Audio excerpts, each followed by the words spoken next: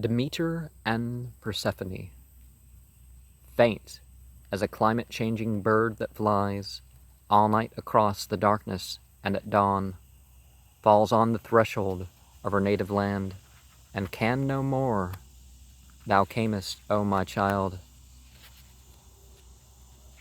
led upward by the god of ghosts and dreams, who laid thee at Eleusis, dazed and dumb, with passing through at once from state to state, until I brought thee hither, that the day when here thy hands let fall the gathered flower might break through clouded memories once again. On thy lost self a sudden nightingale saw thee and flashed into a frolic of song, and welcomed, and a gleam as of the moon, when first she peers along the tremulous deep, fled wavering o'er thy face and chased away that shadow of a likeness to the king of shadows, thy dark mate, of shadows thy dark mate, Persephone, queen of the dead no more, my child. Thine eyes again were human, godlike, and the sun burst from a swimming fleece of winter gray, and robbed thee in his day from head to feet, mother, and I was folded in thine arms. Child, these disimpassioned eyes awed even me at first, thy mother, eyes that often had seen the serpent-wanded power drawn downward into Hades with his drift of flickering specters, lighted from below by the red race of fiery Phlegon, a fiery Phlegathon. But when before have entities or men beheld the life that had descended re-arise, and lighted from above him by the sun, so mighty was the mother's childless cry, a cry that rang through Hades, earth, and heaven. So in this pleasant vale we stand again, the field of Enna, now once more ablaze with flowers that brighten as thy footsteps fall, all flowers, but for one black burr of earth left by the closing chasm through which the car of dark Aedonis, rising, wrap thee hence. And here, my child, though folded in thine arms, I feel the deathless heart of motherhood within me shudder, lest the naked glebe should yawn once more into the gulf, and thence the shrilly whinings of the team of hell ascending pierce the glad and songful air, and all at once their arched necks, midnight manned, jet upward through the midday blossom know. For see, thy foot has touched it, all the space, a blank earth, baldness, clothes itself afresh, and breaks into the crocus purple hour, that saw thee vanish, child, when thou wert gone. I envied human wives and nested birds. Yea, the cubbed lioness went in search of thee, through many a palace, many a cot, and gave thy breast to ailing infants in the night, and set the mother waking in amaze, to find her sick one whole and forth again, among the wail of midnight winds, and cried, Where is my loved one? Wherefore do you wail? And out from all the night an answer shrilled, We know not, and we know not why we wail. I climbed on all the cliffs of all the seas, and asked the waves that moan about the world, Where do ye make your moaning for my child? And round from all the world the voices came, We know not, and we know not why we moan. Where? And I stared from every eagle peak. I thridded the black heart of all the woods. I peered through tomb and cave, and in the storms of autumn swept across the city, and heard the murmur of their temples chanting me, me, the desolate mother, where, and turned, and fled by many a waste, forlorn of men, and grieved for man. Through all my grief for thee, getting rumbly in the tumbly. Guess it's better than breaking down crying, right? The jungle, rooted in his shattered hearth, the serpent coiled about his broken shaft, the scorpion crawling over naked skulls. I saw the tiger in the ruined fane spring from his fallen entity, but traces of thee I saw not, and far on, and following out, a league of labyrinthine darkness came on three gray heads beneath a gleaming rift, where, and I heard one voice from all the three, we know not, for we spin the lives of men, and not of entities, and we know not why we spin. There is fate beyond us, nothing new. New with a K. But gray heads, well, they're vultures with gray heads. So we have a snake, we have the wild cat, and we have the last as the likeness of a dying man.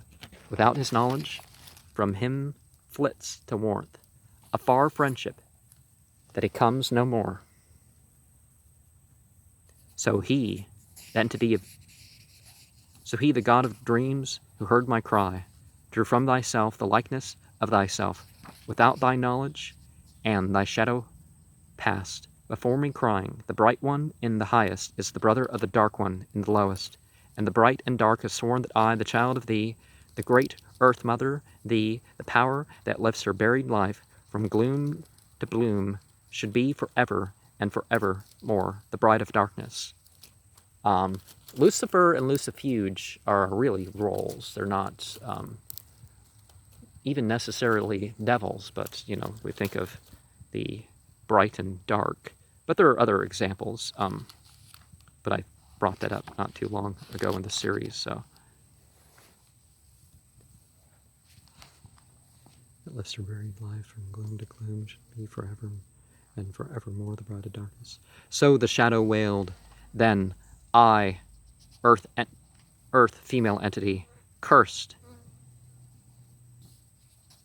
the so-called gods of heaven that would not mingle with their feasts to me.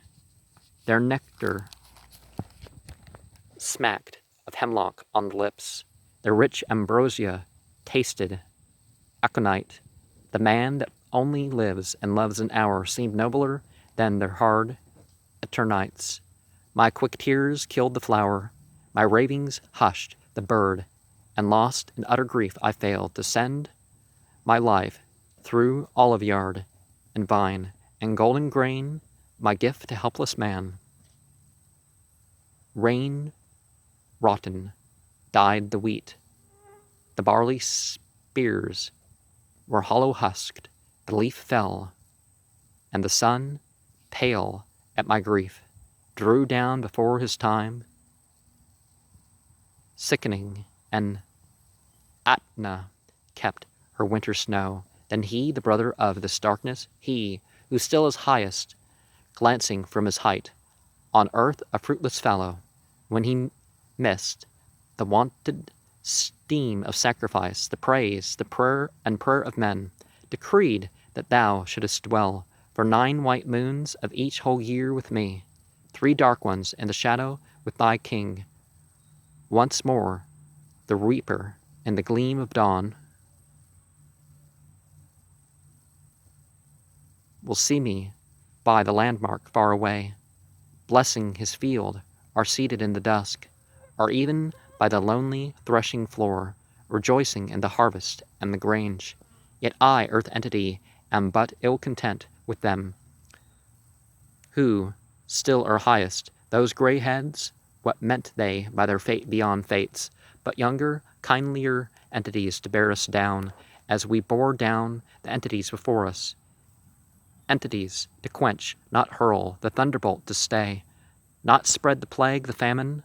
Entities, indeed, to send the noon into the night and break the sunless halls of Hades into heaven, till thy dark Lord accepted and loved the sun, and all the shadow die into the light, when thou shalt dwell the whole bright year with me, and souls of men who grew beyond their race, and made themselves as if gods against the fear of death and hell, And thou that hast from men, as queen of death, that worship which is fear, henceforth, as having risen from out the dead, shall ever send thy life along with mine from buried grain through springing blade and bless. Their garnered autumn also reap with me, earth mother, in the harvest hymns of earth, the worship which is love, and see no more the stone, the wheel, the dimly glimmering lawns of that Elysium, all the hateful fires of torment, and the shadowy warrior glide along the silent field of asphodel. And we remember the three roles of Satan in some mythology: the snake, the cat, the bird. So the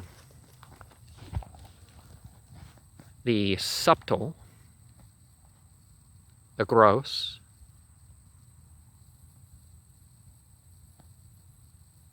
the sound and separate, and other things that we can attach. Some would say this Queen of Earth thing is a demoness of Earth, kind of like the Order of Nine Angles Baphomet idea. But isn't the God of anything the God of all? And the word God is used for so many types of beings that people who worship, and particularly when people expect some sort of anthropomorphic or zoomorphic or other limited form, I guess, is that they are, sometimes a jinn, Shayateen min al Jinn. You may want to watch that series. They may, step in and say, oh, yeah, I'm this. They may claim to be a god of this, that, or the other, hence the term demiurge. And the light beings, the Malaika, I did a video about the verses, but I didn't really do a series, which I may have to return to the whole 88 thing. And